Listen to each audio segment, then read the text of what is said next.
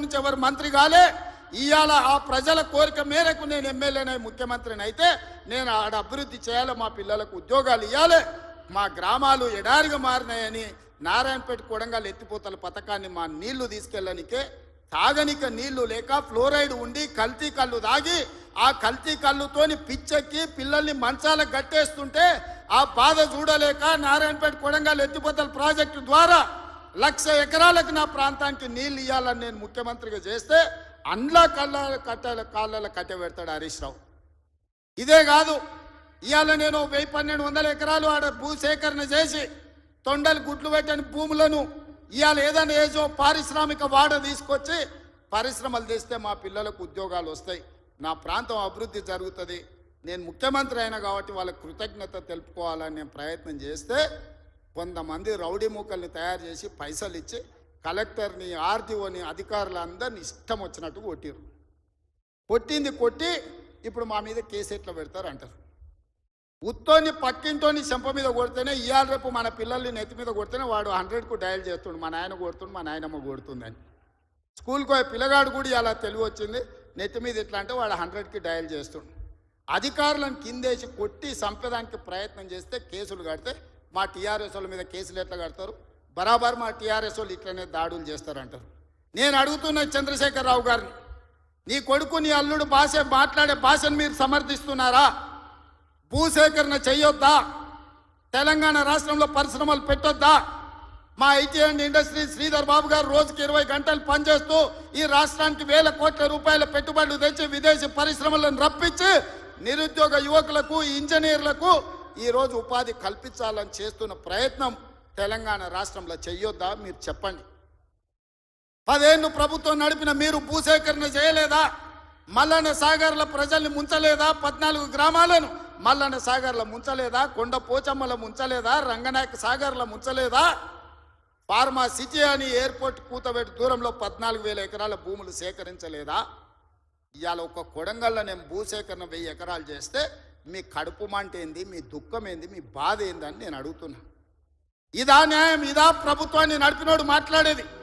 ఈ విధానం ఉంటే రాష్ట్రం అభివృద్ధి చెందుతుందా?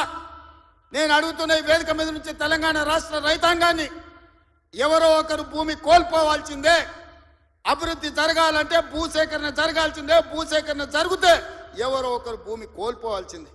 ఎవరు ఇష్టంగా భూమి ఇవ్వరు. కానీ బాధలో ఉన్న రైతుకు నష్టపరిహారం అత్యధికంగా ఇవ్వడం ద్వారా ఆ రైతును మనము ఆదుకోవాలి. ఇవాళ ఎక్కడైతే భూసేకరణ జరుగుతుందో భూసేకరణ చట్ట ప్రకారం వాళ్ళకి ఎక్కువ ఇవ్వలేకపోతున్నాం. నేను చీఫ్ సెక్రటరీ కలెక్టర్లకు ఆదేశాలు ఇచ్చిన, ఆ ప్రాంతాలలో భూముల విలువ 3 అంతలు పెంచండి. అప్పుడు వాళ్ళ భూమికి ఊర్లో 10 లక్షలు ఇస్తే మనం 30 లక్షల నష్టపరిహారం ఇస్తే ఆ రైతు సంతోషంగా ముందుకొచ్చి భూమి ఇస్తాడు.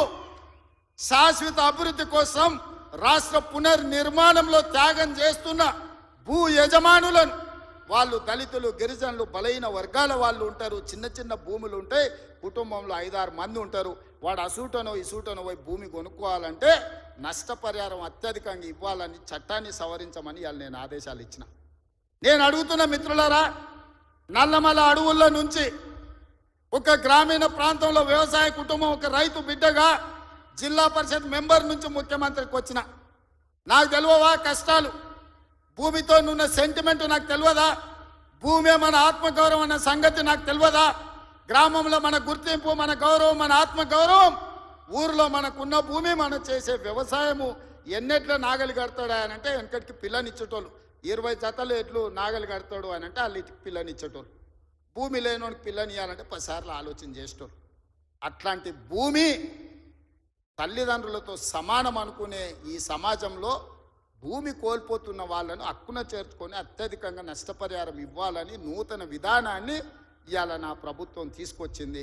నా మంత్రివర్గ సహచరులు మీరు ధైర్యంగా ముందుకు వెళ్ళండి అని చెప్తున్నారు. నష్టపరిహారం అత్యధికంగా మేము ఇచ్చి భూమి తెచ్చి పరిశ్రమలు నెలకొల్పాలంటే ఇవాళ వాళ్ళు అడ్డం పడుతున్నారు. తెలంగాణ సమాజమా, మీరు ఆలోచన చెయ్యండి. ఇది మన తెలంగాణకు మేలు చేస్తుందా? ప్రతి సంవత్సరం 1,10,000 ఇంజనీరింగ్ స్టూడెంట్లు ఇంజనీరింగ్ పూర్తి చేసుకొని బయటకు వస్తారు. వాళ్ళ ఉద్యోగ ఉపాధి అవకాశాలు ఎట్లి వాళ్ళో మీరు ఆలోచన చేయండి. వాళ్ళ నిరుద్యోగులుగా రోడ్ల మీద వదిలేద్దామా, ఆవారగాళ్ళు అయిపోయి తల్లిదండ్రులకు భారమై గంజాయి డ్రగ్స్కు బానిసలను చేద్దామా ఈ తెలంగాణ సమాజ యువతను? మీరు ఒక్కసారి ఆలోచన చెయ్యండి. ఆ భూమి నేను తీసుకుపోను, శ్రీధర్ బాబు గారు తీసుకుపోరు, ఉత్తమ్ కుమార్ రెడ్డి గారు అసలే తీసుకుపోరు. భూమి ఏమన్నా సాపలాక్క చుట్టి సంకలు పెట్టి తీసుకుపోయేదానే? మేమేం చేసుకుంటామే? తిరిగి పరిశ్రమలు పెట్టి పరిశ్రమలలో ఉద్యోగాలు ఇవ్వాలన్నదే కదా మా ఆలోచన. ఆ ఆలోచనకి ఎందుకు అడ్డం పడుతుండ్రు?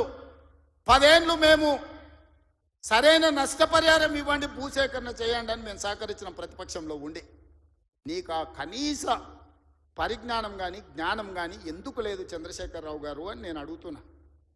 ఉద్యమకారునంటో 80,000 పుస్తకాలు చదివినోడినంటో అపర మేధావినంటో ప్రపంచంలో నీ అంత మేధావి లేడు, పోటీ పెడితే 1 నుంచి 100 వరకు నీకే ర్యాంక్ వస్తుంది అంటో ఇంత చిన్న లాజిక్ మిస్ అయినవా చంద్రశేఖరరావు? భూమి సేకరించకుండా పరిశ్రమలు నెలకొల్పలేమని నా నియోజకవర్గం మీద ఎందుకు కక్ష కట్టినవని నేను అడుగుతున్నా. నేనేమో 1,00,000 ఎకరాలు సేకరించలే, 4 గ్రామాలలో కలిసి 1,100 ఎకరాలు నేను భూమి తీసుకుందామన్నది. ఇదో ప్రపంచ సమస్య అయింది. ఇంకా నేను ఢిల్లీ అయిపోయింది, ఇప్పుడు చంద్రమండలం పోతాడంట ఆయన. చంద్రమండలం పోయి ఆడ కూడా ఫిర్యాదు చేస్తాడంట. నువ్వు ఆడ తిరిగొచ్చినా కుట్ర చేసినందుకు మాత్రం ఊసలు లెక్క పెడతావు కేటీఆర్, నువ్వు అది గుర్తు పెట్టుకో. చూస్తూనే ఎంత గుర్తవో ఎగరని అని. ఉయ్యాల ఎంత ఊగినా అక్కడనే వచ్చి ఆగాలి, తెలుసు కదా. ఉర్రికి అటు ఊగొచ్చు, ఉర్రికి ఇటు ఊగొచ్చు. ఉయ్యాల ఆగాల్సి వచ్చినాడు మధ్యలోనే ఆగుతుంది. యాడ్ కురుకుతాడు, ఎంత దూరం ఉరుకుతాడు? ఉరకని అని చూస్తున్నా. ఉరుకులాట ఏందో చూద్దాం కేటీఆర్ దాని. అందుకే మిత్రులారా, ఈ తెలంగాణ రాష్ట్రాన్ని అభివృద్ధి చేసుకుందాం. రాజన్న సిరిసిల్ల అభివృద్ధి కోసం నిధులు ఇచ్చినాం. ఇవాళ మీ ప్రాంత అభివృద్ధి మా బాధ్యత. 10 సంవత్సరాలలో ఈ తెలంగాణను ఒక గొప్ప అద్భుతమైన అభివృద్ధి చెందిన రాష్ట్రంగా తీర్చిదిద్దుకుందాం. తెలంగాణ రైజింగ్. ఈ దేశంలోని ఏ రాష్ట్రమైనా తెలంగాణను చూసి కాపీ కొట్టాల్సిందే, తెలంగాణ రాష్ట్రాన్ని చూడడానికి రావాల్సిందే. ఆ విధంగా మనం అభివృద్ధి చేసుకుంటూ ముందుకు వెళ్దాం.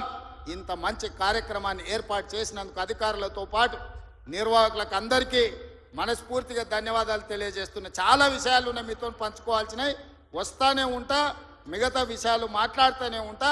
చివరిగా చంద్రశేఖరరావు గారికి మాత్రం ఒక మాట చెప్తున్నా. అసెంబ్లీకి రా స్వామి, రా, వచ్చి కూర్చుందాం. రా, నీ 80,000 పుస్తకాలు ఏం చదివినావు మాట్లాడదాం. ఒక్కసారి రావే స్వామి, వస్తే రోజంతా చర్చ చేద్దాం. చేస్తే ఏందో తెలుస్తుంది లెక్క. మళ్ళొక్కసారి అదేవిధంగా చేనేత కార్మికుల కోసం పని కల్పించాలని మన స్వయం సహాయక సంఘాల ఎస్హెచ్ గ్రూపులకు 65,000 మంది ఉన్న 65 లక్షల మంది ఉన్నారు.